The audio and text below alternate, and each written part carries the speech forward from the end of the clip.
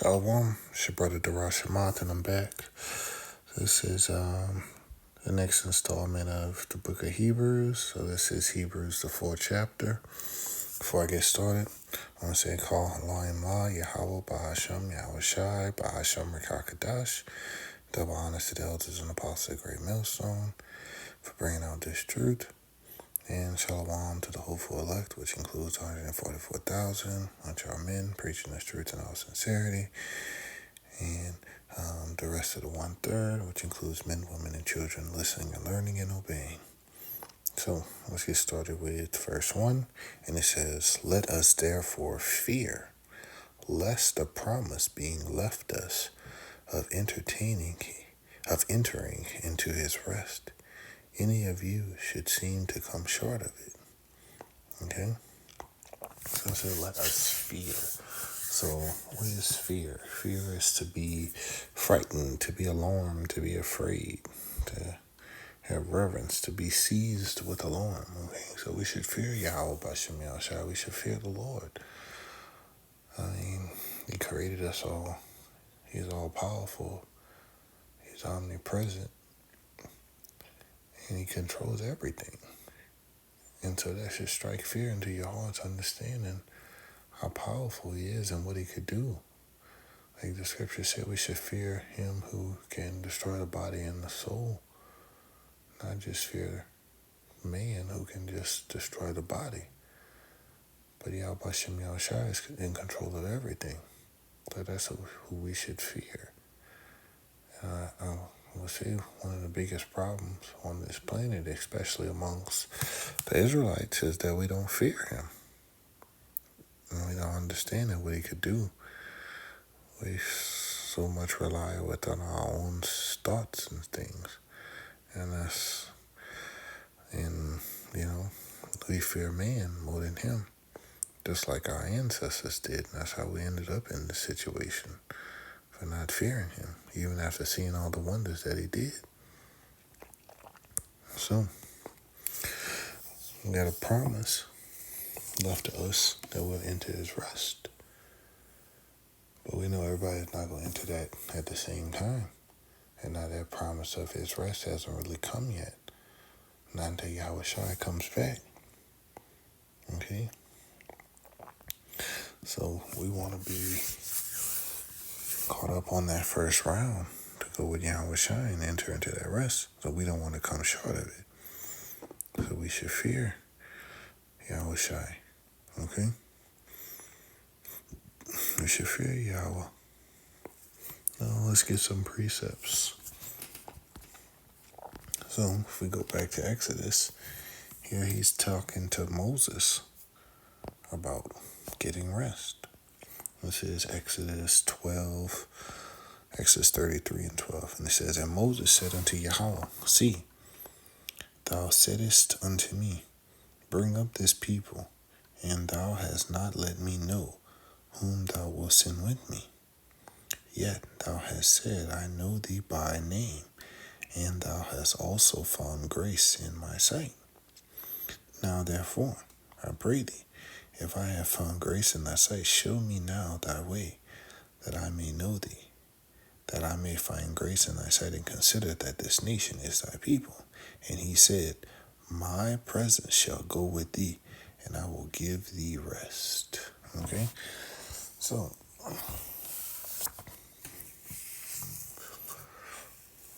this was Yahweh, okay, talking to Moses.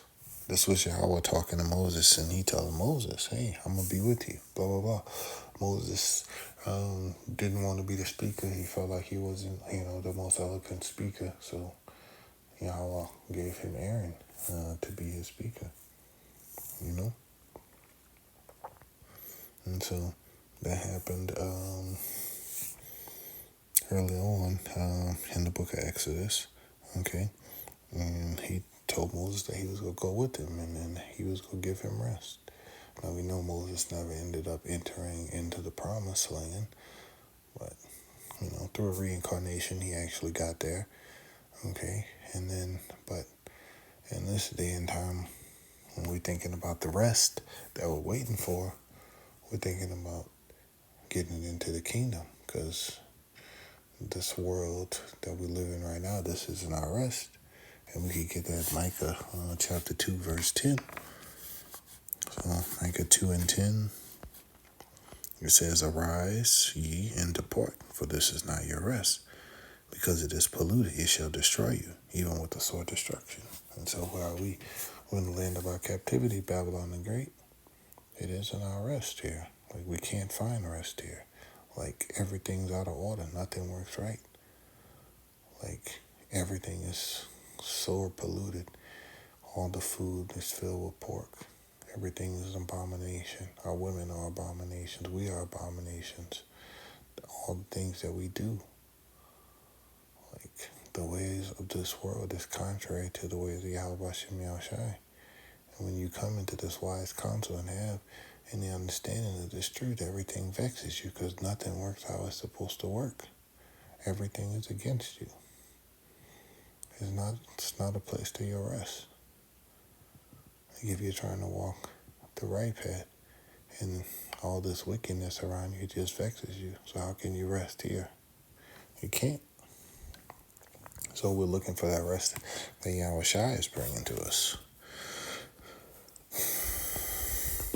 So, verse 2, and it says, "For unto us was the gospel preached," okay, unto the children of Israel, okay, as well as unto them, okay, and speaking of the Israelites, okay, and so initially it's talking about the people who got it, which would be the elect, and then the 2/3, they're not getting it, or the people who aren't of the elect.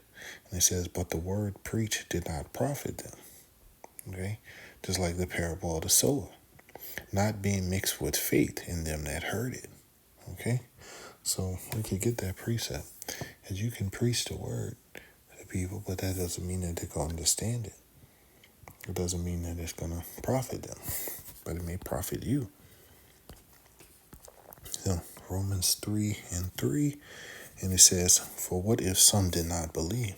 Shall their unbelief make the faith of Yahweh without effect?" No, it doesn't, because many won't believe. Most people in this planet won't believe. But that doesn't negate the fact that this gospel is 100% truth.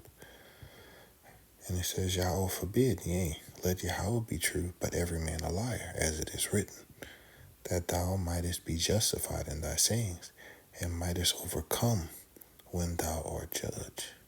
Okay? So, this gospel, this faith is our key to make it through the times to come, and when judgment comes upon this earth. Now, let's go to Matthew 13th chapter, verse 3. And it says, "And he spake many things unto them in parables, saying, Behold, a sower went forth to sow," speaking of Yahushai. "And when he sowed, some seeds fell by the wayside, and the fowls came and devoured them up. And some fell upon stony places, where they had not much earth, and forthwith they sprung up, because they had no depthness of earth. And when the sun was up, they were scorched, because they had no root. They withered away. And some fell among thorns, and thorns sprung up and choked them. But other fell unto good ground, and brought forth fruit, some 100-fold, some 60-fold, and some 30-fold. Who had ears to hear, let him hear." Okay? Now, let's jump down to verse 18, and it says, "Hear ye therefore the parable of the sower. When anyone heareth the word of the kingdom, and understandeth it not, then cometh the wicked one, and catcheth away that which was sown in his heart." Okay? They didn't have any faith. Alright? It wasn't for them to get. "This is he which received seed by the wayside. But he that received the seed in stony places, the same is he that heareth the word, and anon with joy receive it." Okay? So they're happy to receive it. They receive it. And say, yet he had not root in himself. He didn't take any root. Okay? It was just superficial. Like when you hear, like the scriptures say, when you first hear this truth, it's sweet and then it turns bitter. Okay? So you gotta hold on. You gotta make it through all of that. The sweet and the bitter, but if you just let it go, it didn't take root. But dureth for a while, for when tribulation or persecution ariseth because of the word, which is the bitter, by and by he is offended. So be not offended in Yahushai or in this word. He also that receiveth seed among the thorns is he that heareth the word, and the care of this world, and the deceitfulness of riches choke the word, and he becometh unfruitful. So there's a lot going on in this world, and it's hard to find the balance. You're worrying about family, friends, loved ones, paying bills, making money, surviving, all of those things, the carnal things, the things that Esau Edom is going to prey on in the time to come, especially in the time of the MOTB. And those are the things that can choke out this word. It says, but he that receiveth seed into the good ground is he that heareth the word, understandeth it, because that's important. Many people hear this truth, but they don't understand it. And so there's really no point if you don't understand it. See? With all thy getting, get understanding. Okay? Wisdom is the principal thing. And with to get understanding, that's the principal thing. Getting understanding is necessary. Okay? Which also beareth fruit, and bringeth forth, some 100-fold, and some 60, and some 30. Okay? Now, let's go to Hebrews, the 4th chapter, verse 3. And it says, for we which have believed do enter into rest, as he said, as I have sworn in my wrath, if they shall enter into my rest, although the works were finished from the foundation of the world. For he spake in a certain place of the 7th day on this wise. And the Most High did rest the 7th day from all his works, and in this place again, if they shall enter into my rest. And so we know from a previous chapter that this is going back to the book of Psalms, chapter 95, verse 11. It says, unto whom I swear in my wrath, they should not enter unto my rest. That is what that was coming from. Speaking again of what happened in the desert with the children of Israel and with Moses in the desert. Okay? He didn't want that generation to enter in to his rest. Okay? And so right now we want to enter into a rest, but this rest hasn't come yet. So we have to keep on striving, we have to keep pushing, we have to keep the faith. Okay? That's what we have to do. And so we know that the rest will come on the 7th day. And a day to the Heavenly Father is 1,000 years. And we're been here about 6,000 years. Okay? So this is about the time where he's gonna come, where he's gonna send his son Yahushai so that we can enter into that rest. But we have to be ready. Okay? We can't just be doing what we want to do. He can't have him come back and find us worshiping idols. That's not gonna work. Okay? So that 7-day Sabbath rest, which today is the Sabbath. Yeah, it is the Sabbath. So we're supposed to be like Yahweh, resting on this day. And it's a sign of what's to come when he gives us that real rest, because we know this isn't our rest in Babylon. Now verse 6, and it says, seeing therefore it remaineth that some must enter therein, and they to whom it was first preached enter not in, because of unbelief. Okay?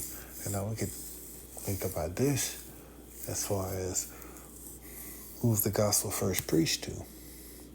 gospel was first preached to the southern kingdom. Okay, the tents of Judah had to rise first. Okay, and so, like what Paul is saying, hey, we went to the circumcision first, and now we're taking this to the uncircumcision. Okay, and all of us would have been classified as the uncircumcision this day and time because we were all cut off. We lost our heritage. Okay, and now we come back into the fold. We might be the circumcision now, but we were the uncircumcision at that time. So, let's get a precept for that one. Let's go to Zechariah chapter 12, in verse 7. And it says, And Yahweh also shall save the tents of Judah first, that the glory of the house of David and the glory of the inhabitants of Jerusalem do not magnify themselves against Judah. So Judah's the head tribe. So Judah had to get the message first before the rest of the tribes. Now if we jump forward to Romans, this is Romans chapter 11, verse 7. It says, What then? Israel had not obtained that which he seeketh for, but the election hath obtained it, and the rest were blinded. According as it is written, Yahweh had given them the spirit of slumber, eyes that they would not see, and ears that they would not hear, unto this day. Okay? So everybody not go get it. And David said, Let their table be made a snare and a trap and a stumbling block and a recompense unto them. So this word is going to cause a lot of Israel to fall.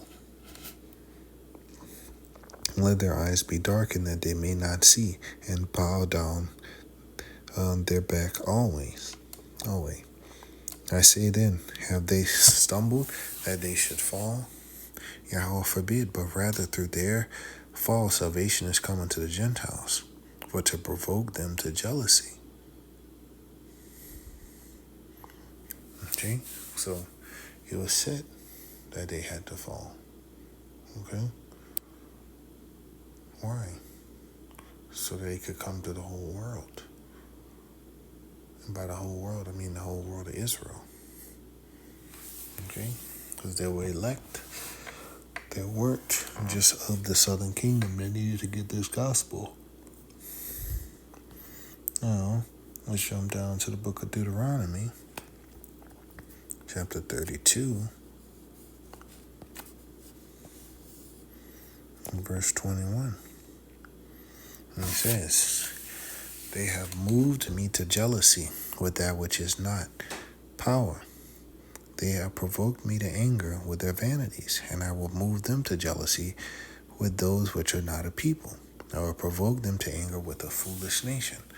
And this foolish nation was the Israelite foreigners. Okay? Who Paul was the apostle to. He went to see them. Now, this Hebrews chapter 4, verse 7. And again, he limited a certain day, saying in David, Today, after so long a time, it is said, Today, if ye will hear his voice, harden not your hearts. Okay? And so we talked about this in the previous chapter 3. So, today is the day to accept Yahweh B'Shem Yahushai. It's not something that you put off. Okay? Now, let's get a precept from the book of Sirach. This is the book of Sirach, chapter 5, verse 7. And it says, Make no tarrying to turn to Yahweh, and put not off from day to day, for suddenly shall the wrath of Yahweh come forth, and in thy security thou shalt be destroyed, and perish in the day of vengeance. This is going to be too late when Jacob's trouble come. Okay? The doors of the spiritual ark is going to be closed by that time. So that's why the prophets are out now. Before the elect is sealed, before the famine of the word comes. for the MOTB is really on the scene being pushed. Now is the time. Now is the time that we are in our grace period. This is the time. And yeah, now it takes a little twist. Verse 8 and says, "For if Yahushua had given them rest, then he would not afterward have spoken of another day. There remained therefore a rest to the people of Yahweh, because we don't get that rest until Yahushua comes back." That's the thing. Like when the disciples were there, when after Yahushua rose, they were like, "Okay, now is you going to restore to us the kingdom?" They was thinking that was the time. But it's like, no, the events still had to unfold. Like Daniel had prophesied of these 4 kingdoms that was going to rule, and, Israel was going to be in captivity under those kingdoms, and it had to come to pass.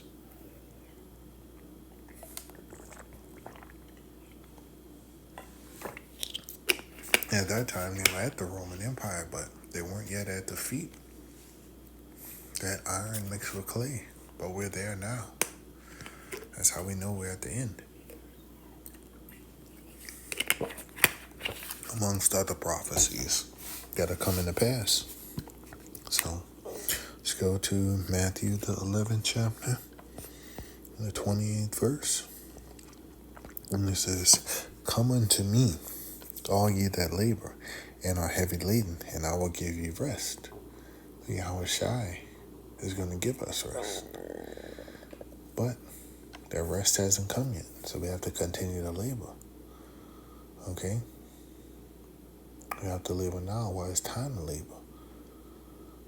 Because it will come a time when no man shall be working.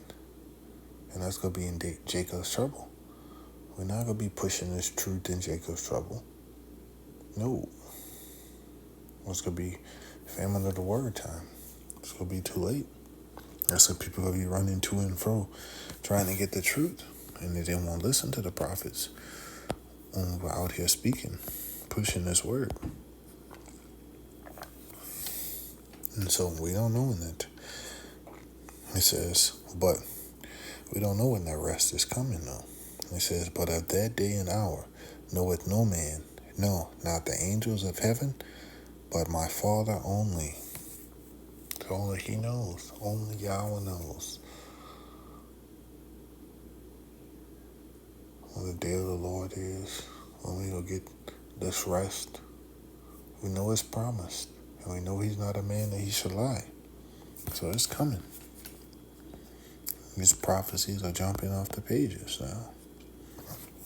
Verse 10, "For he that is entered into his rest, he also had ceased from his own works, as Yahweh did from his."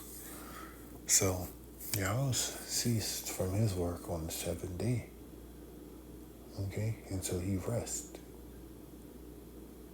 Okay?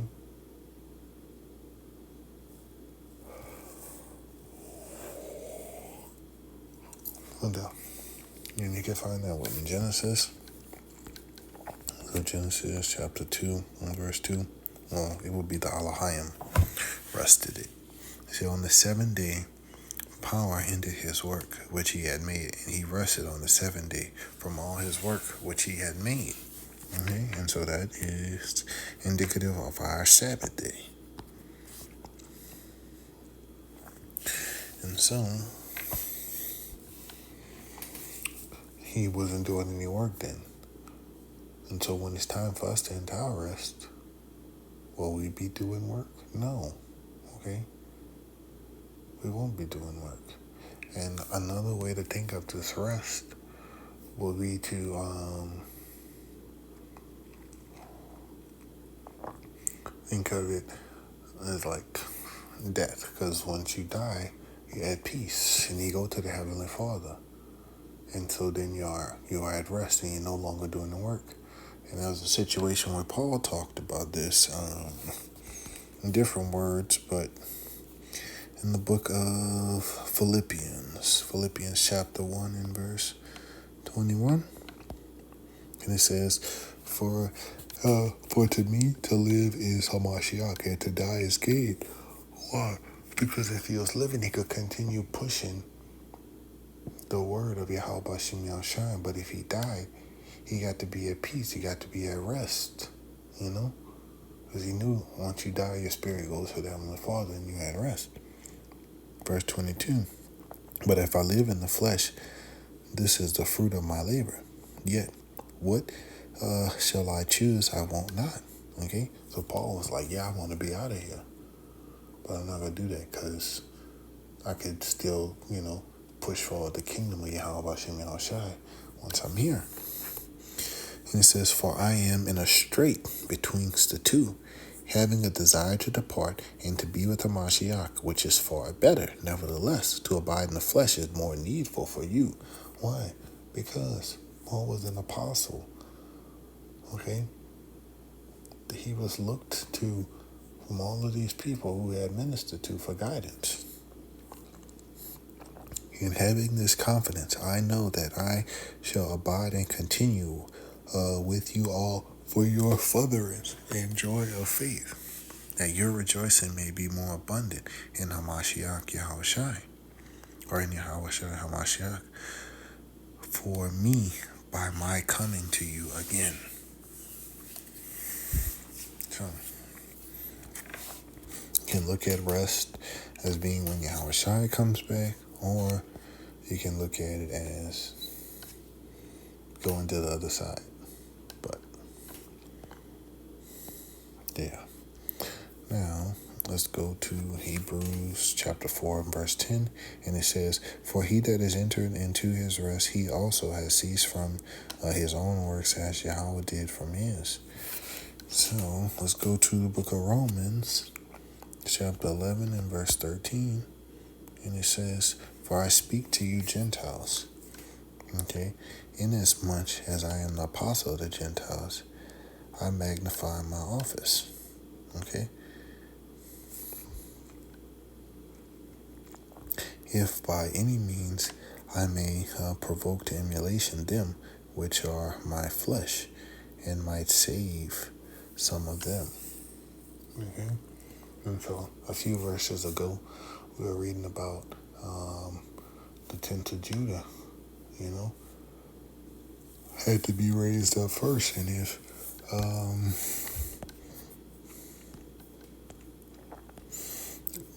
of course, all of Judah didn't get it, just like Yahushua went to them. He came into his own and they didn't recognize him. Some of them did, but most of them did not. Just like now, okay? Verse 11, it said, let us labor therefore to enter into that rest, lest any man fall after the same example of unbelief. Okay? So we have to keep on pushing. We have to keep laboring to get to that rest. We have to keep laboring for the kingdom, because that's the true rest. And let's go to 2nd Ezra.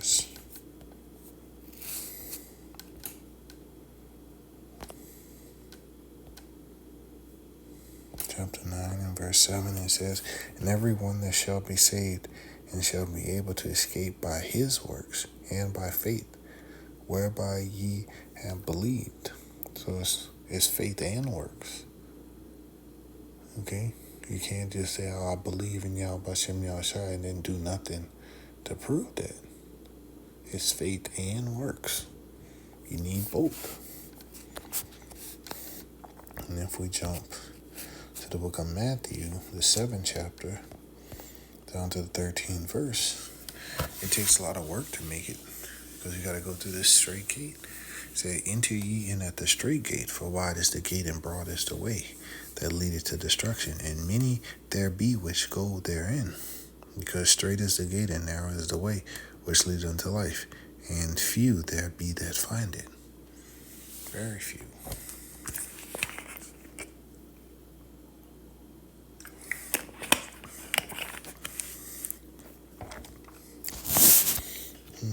Let's jump forward to Matthew, the 9th chapter, down to verse 37. And it says, Then said he unto his disciples, The harvest is plenteous, but the laborers are few. So that's work. We have to be reaping in the harvest. Okay? Well, Yahweh Shai is going to reap in the harvest, but we got to be out there working. Okay? Pray ye therefore Yahweh of the harvest, that he will send forth laborers unto his harvest. So, we have to do the work. We have to push this word, okay, to find the elect. It's just another parable. It's important that you do the work. It's not just about faith. And our work isn't just preaching. There's other forms of work. So if you look in the scriptures, there are people who did alms for the people. There's people now who make garments. There's people now who read. There's people now who might cook or who send money. There's all kind of ways to do the work.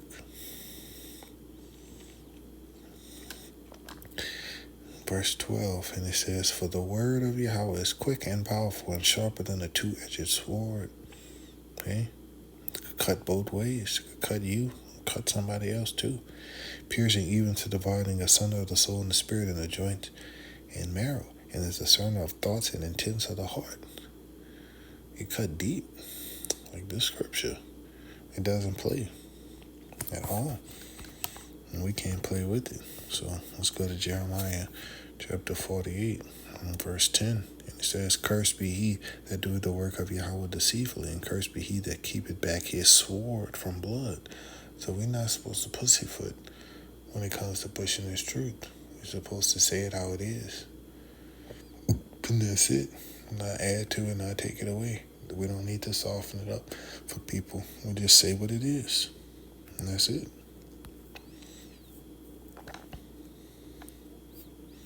Now, let's go to Psalms 119, down to verse 105. And it says, Thy word is a lamp unto my feet, and a light unto my path. This word. So this word is the lamp, and a light unto your path. But people don't want to hear it. Why they don't want to hear it? Because it's going to expose their wickedness. That's why. John 20 and verse 30 says, For everyone that doeth evil hated the light. That's why people hate the word. When you tell them what the word says, they don't want their wickedness exposed. They want to continue on their deeds, their wicked deeds. And it says, Neither cometh to the light, lest his deeds should be reproved. But he that doeth truth cometh to the light, that his deeds may be made manifest, that they are wrought in power. Okay? And that word wrought is just a past participle of work. I was looking it up. Work, labor to do. Okay? Because the people that come to this truth are the ones that are doing the work. In Yahweh Bashim Yahushai. Now let's go back to Hebrews, the 4th chapter. Down to the 13th verse, it says, Neither is there any creature that is not manifest in his sight, but all things are naked and open unto his eyes of him with whom we have to do. Okay?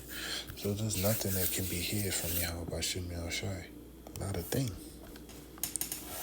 We're all exposed before him. So let's go to Sirach, chapter 23, and verse 19. And it says, Such a man only feareth the eyes of men, and knoweth not that the eyes of Yahweh are 10,000 times brighter than the sun, beholding all the ways of men, and considering the most secret parts. So there's nothing that you can hide from Yahweh Shem Yahushai. He sees everything. Okay? We should be living to try to please Him. I know we always go off because we're in this flesh, which is laden with sin. This is Jeremiah chapter 17 and verse 10, and it says, I, Yahweh, search the heart, I tried the reins, even to give every man according to his ways and according to the fruit of his doings. So there's no escape.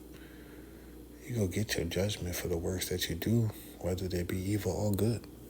And that's for all of us. Let's back to Hebrews chapter 4 and verse 14. And it says, seeing then that we have a great high priest that is passed into the heavens, Yahushua, the son of Yahweh, let us hold fast our profession. And what is our profession? Okay, as ministers of this gospel, our profession is to push this word in all truth and sincerity. Okay, to gather the elect. Okay. So we know that we're going to be like Yahushua when He comes. As long as He finds us in right standing and we are of that number. And that's what we hope for. Now, let's go to Hebrews chapter 5 and verse 5. And it says, so also Hamashiach glorified not himself to be made the high priest, but that he said unto him, thou art my son, today I have begotten thee. As he said also in another place, thou art a priest forever after the order of Melchizedek. And that's our high priest, Yahushua, who came out of the tribe of Judah. Chapter 4, Hebrews chapter 4 and verse 15 to 16, and it says, for we have not an high priest which cannot be touched with the feeling of our infirmities, but was in all points tempted, like as we are, yet without sin. And so everybody knows the parable when Yahushua was tempted, or not parable, everybody knows when Yahushua was tempted of Satan. He resisted. Okay, so he's walked through this flesh, so he understands what it's like to be mortal. And he stood strong. Verse 16, let us therefore come boldly unto the throne of grace, that we may obtain mercy and find grace to help in time of need. So we're in our grace period right now, and it's only going to last so long. Okay? So this is the time to repent and turn back while it's available to us, because it won't always be available. All right. I hope this lesson was edifying. So I want to say, call Elohim La Yahweh Bahashem Yahushai Bahashem Rakakadash, and double honors to the elders and apostles at Great Millstone. Shalom.